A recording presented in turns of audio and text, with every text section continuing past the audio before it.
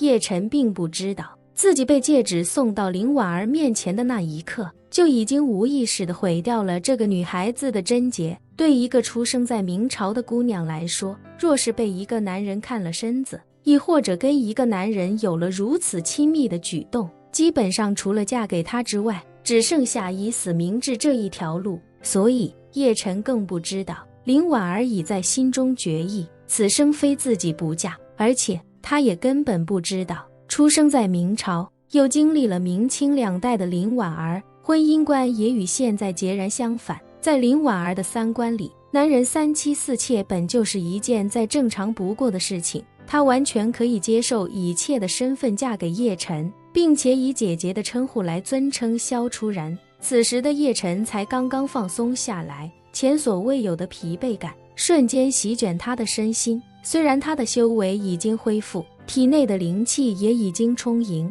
但他依旧感觉无比的疲倦，累到甚至不想睁开眼睛。于是他撕掉了自己留给萧初然的那封信，准备在家中好好休息一下午，待到傍晚时分再去香榭丽温泉的半山别墅与外公外婆一家正式见面。当他躺在床上时，疲惫不堪的身体虽然暂时得到缓解，可大脑依旧像一台过载的发动机，嗡嗡的高速运转不停。昨晚发生的一切如幻灯片一般，快速在他的脑海之中闪动。当他回想自己濒死前那一刻，他还清晰地记得自己当时内心深处那深深的不甘。万幸，林婉儿送给自己的那枚戒指，在关键时刻救了自己的命。想到这里，他对这枚戒指也不由心生感激。他不禁将戒指拿在手上，闭着眼睛，静静感受着戒指那光滑温润的触感。以前，叶晨一度认为这枚戒指是自己遇到的最大坑祸，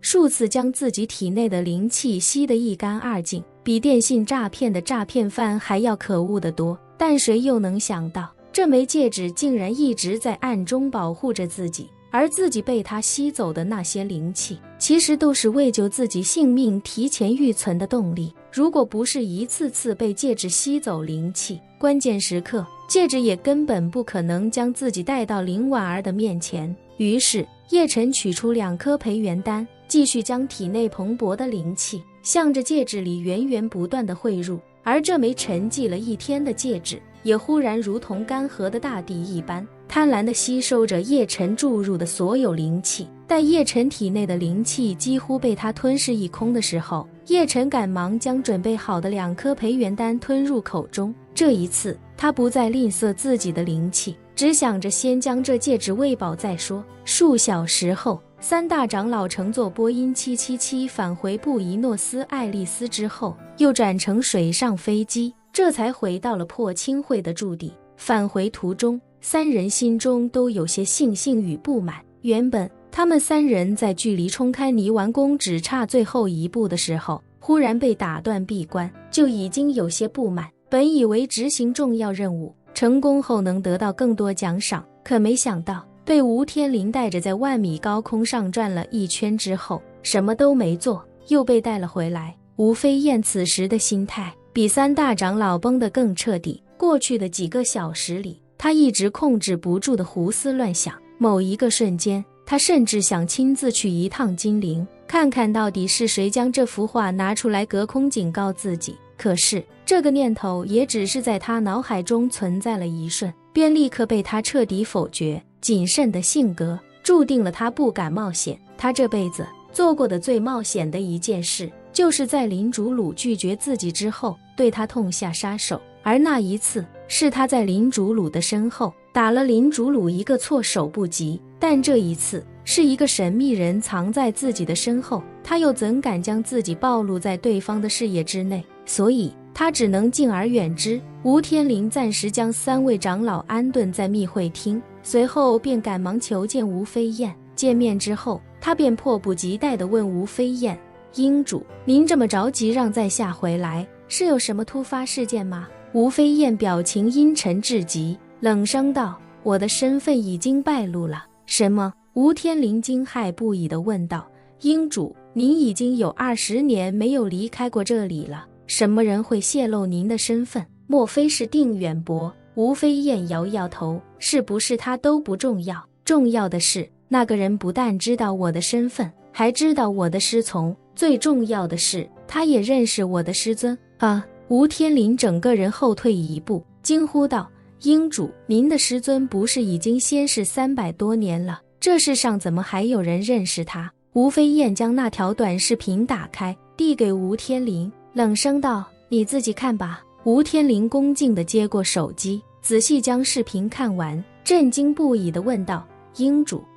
这画中的老者果真是您的师尊吗？对，吴飞燕点了点头，画中之人就是我的师尊孟长生，作画之人将他的神韵画出了至少90%。说着，吴飞燕又道：我推测对方大概率比我更早认识我师尊，而这幅画是唐朝所画，说不定对方或者对方的祖先在唐朝时就已经认识我师尊了。唐朝？吴天林瞪大眼睛，喃喃道：唐宋元明，这中间的时间跨度超过1000年，如果对方真是在那时就已经认识您的师尊，恐怕他已经超过1000岁了。如果对方的祖先认识您的师尊，那就证明对方是一个传承了上千年的隐世家族。吴飞燕表情凝重地点了点头，道：现在对方已经知道了我的信息，无论是你说的哪一种，对我而言都不乐观。说着，吴飞燕又道：我更不能理解的是，为什么他要保护安家？区安家，何德何能？吴天林惊呼道：此人莫非与安承熙和叶长英有关系？吴飞燕咬牙道：怎么可能？如果他与安承熙、叶长英夫妇2人有关，那他20年前常胜伯对他夫妻2人动手时，他就不会坐视不管。这个，吴天林皱紧眉头，英主说的也有道理，属下总感觉这事情很奇怪，其中有无数种可能，但每一种似乎又都有一些想不通的地方。想到这里，吴天林低头思忖良久，随后看着吴飞燕问道：英主，属下觉得是不是还存在另一种可能？吴飞燕开口道：你说。吴天林忙道：英主，属下觉得对方未必真与您的师尊有什么关系，也有可能他只是凑巧得到了那幅画，又凑巧从定远伯或者林婉儿那里得知了您的身份信息，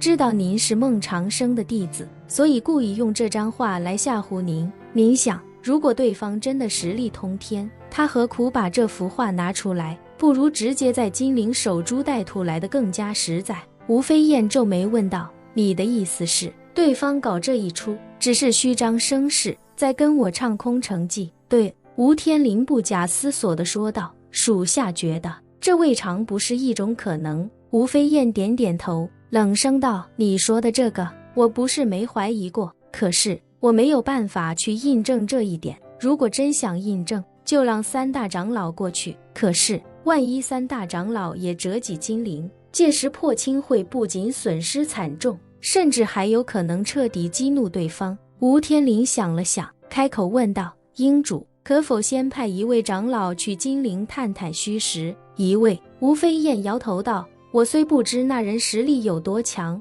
但常胜伯的自爆既然没能杀了他，就证明他的实力绝对在3大长老任何一人之上。派1位长老过去，跟送死没有什么区别。如果对方实力比我还强，那派3人过去，结果也是一样。说着，吴飞燕又道：而且你想过没有，对方可能并不是用我师尊的画像在吓唬我，也可能是用我师尊的画像刺激我。如果这不是空城计，而是激将法，那他最终的目的恐怕是想把我引出来。吴天林表情骇然地说道：您说的对，空城计与激将法表面上看起来几乎一般无二，但可能导致的结果却是一天一地，一死一生。对方已经在暗中跟我们交手数次，每次都占尽上风，现在很可能是想逼您现身。吴飞燕点点头，开口道：而且这个人有一点和我很像。吴天林忙问：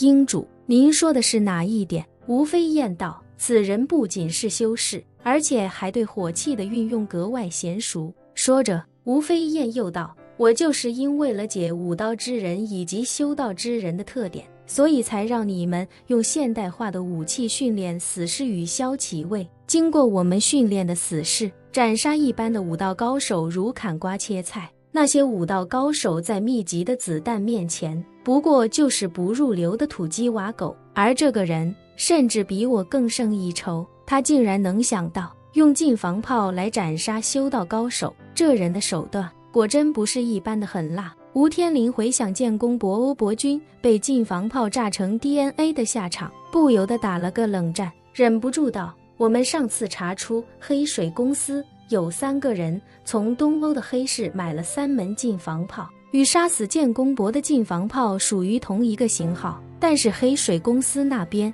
钟永博一直在查，但是一直没查出什么特殊情况。他已经暗中绑了好几名黑水的高管严刑拷打，也没问出什么线索。这几天黑水公司因为多名高官离奇死亡，已经宣布暂停向海外增派兵力。属下推测，建功博的死很可能是有人故意嫁祸给黑水公司。吴飞燕嗯了一声，开口道：通知钟永博，不必再查黑水公司了。另外，通知五军都督府，从即刻起停止一切对外行动，会内上下静默3个月。吴天林不假思索地说道：好的，英主，属下这就通知。吴飞燕又道：对了，你通知机组做好准备，明日我要去一趟缅甸。吴天林惊呼道：英主，属下斗胆，这么关键的时刻，您为何要离开驻地？吴飞燕用杀人般的目光瞪了他一眼，冷声呵斥道：混账，这是你该问的吗？本期视频结束，欢迎订阅我的频道，这样就不会错过精彩内容。